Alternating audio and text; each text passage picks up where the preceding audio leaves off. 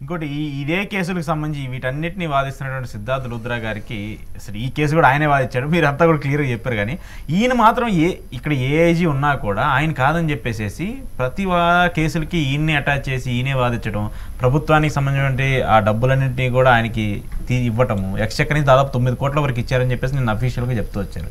ఏంటిది ఏఐజీలో మరి ఆ వ్యవస్థ అంతా ఎందుకు ఉంది? జరుగుబాటు అంటారు. జరుగుబాటు కాదు సార్, ఇక్కడ ప్రభుత్వానికి సామెత వ్యవస్థ ఉంటుంది. ఇంటి చెట్టు వైద్యానికి పనికిరాదు అన్న సామెత ఉంటుంది.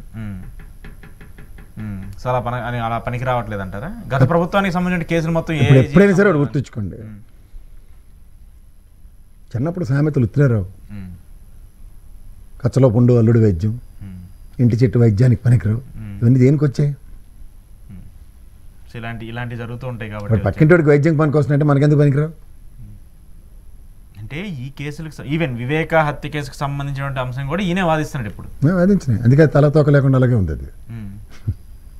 అది ఇప్పుడు ఏమవుతుందో తెలియదు, ఏమీ అవుతుంది. సిబిఐ విచారణ మళ్ళీ ఏం లేదు, దీని ప్రిజర్వ్ చేసేది పడింది. సిబిఐ ఇంకా నో మోర్ ఇన్వెస్టిగేషన్ అని చెప్పింది. అంటే obviously we are waiting for the verdict. తీర్పు వచ్చే వరకు దాని మీద వెయిట్ చేయాలి అంతే.